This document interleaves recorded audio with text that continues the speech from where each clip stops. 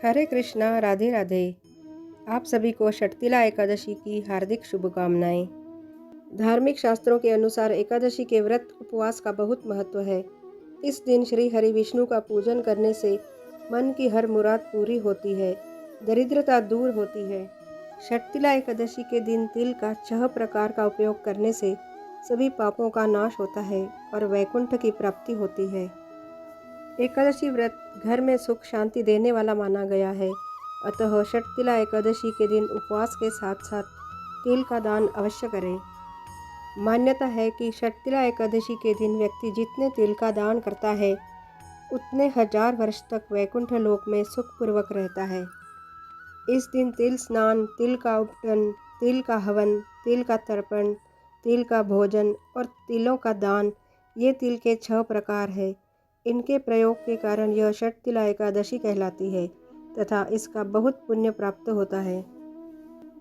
एक समय दालभ्य ऋषि ने पुलस्त्य ऋषि से पूछा कि हे महाराज, पृथ्वीलोक में मनुष्य ब्रह्म हत्यादि महान पाप करते हैं, पराये धन की चोरी तथा दूसरे की उन्नति देखकर ईर्ष्या करते हैं, साथ ही अनेक प्रकार के व्यसनों में फंसे रहते हैं, फिर भी उनको नरक प्राप्त नहीं होता। इसका क्या कारण है? वे न जाने कौन सा दान पुण्य करते हैं जिससे उनके पाप नष्ट हो जाते हैं। यह सब कृपापूर्वक आप कहिए।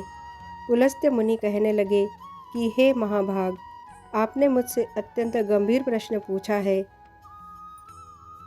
इससे संसार के जीवों का अत्यंत भला होगा। इस भेद को ब्रह्मा, विष्णु, रुद्र तथा इंद्र आदि भी देवता नहीं जानते, परंतु मैं आपको यह गुप्त तत्व अवश्य बताऊंगा। उन्होंने कहा कि माघ मास लगते ही मनुष्य को स्नान आदि करके शुद्ध रहना चाहिए।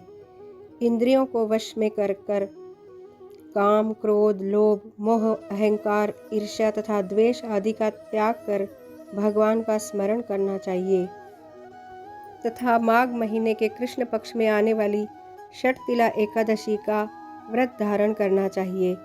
इस व्रत के प्रभाव से मनुष्य को मृत्यु के बाद मोक्ष प्राप्त होता है, साथ ही स्वर्ग में समस्त सुखों की प्राप्ति होती है।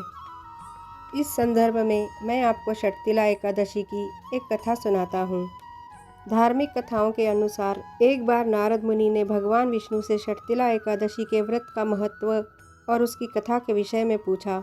तब भगवान विष्णु ने उन्हें षटतिला एकादशी के व्रत की कथा और उसका महत्व बताया।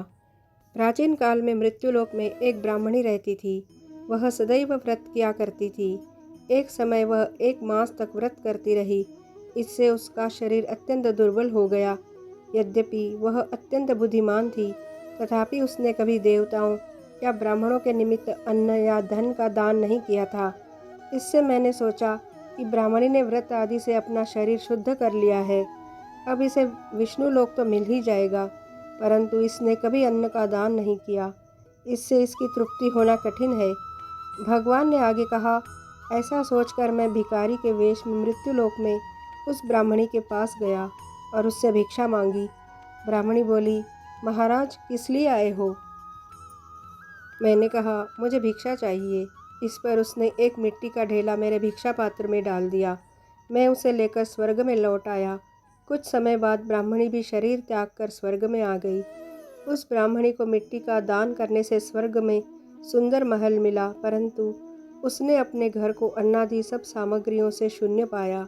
घबराकर वह मेरे पास आई और कहने लगी कि भगवान, मैंने अनेक व्रत आदि से आपकी पूजा की, परंतु फिर भी मेरा घर अन्नादि सब वस्तुओं से शून्य है। इसका क्या कारण है? इस पर भगवान ने कहा, पहले तुम अपने घर जाओ। देव स्त्रियां आएंगी तुम्हें देखने के लिए। पहले उनसे षटतिला एकादशी का पुण्य और विधि सुन लो, तब द्वार खोलना। मेरे ऐसे वचन सुनकर वह अपने घर गई। जब देव स्त्रियां आई और द्वार खोलने को कहा तो ब्राह्मणी बोली, आप मुझे देखने आई है तो षटतिला एकादशी का महात्म्य मुझसे कहो। उनमें से एक देव स्त्री कहने लगी कि मैं कहती हूँ।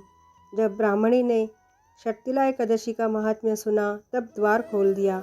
देवांगनाओं ने उसको देखा कि न तो वह गांधर्वी है और न आसुरी है, वरन पहले जैसी मानुषी है। उस ब्राह्मणी ने उनके कथनानुसार षटतिला एकादशी का व्रत किया। इसके प्रभाव से वह सुंदर और रूपवती हो गई तथा उसका घर अन्नादि समस्त सामग्रियों से युक्त हो गया। अतः मनुष्यों को मूर्खता त्याग कर षटतिला एकादशी का व्रत और लोभ न करके तिलादि का दान अवश्य करना चाहिए।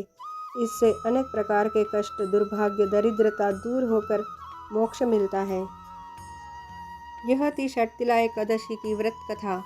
यह वीडियो आपको कैसे लगी कमेंट में ज़रूर बताना और मेरे चैनल को लाइक, शेयर और सब्सक्राइब ज़रूर करना।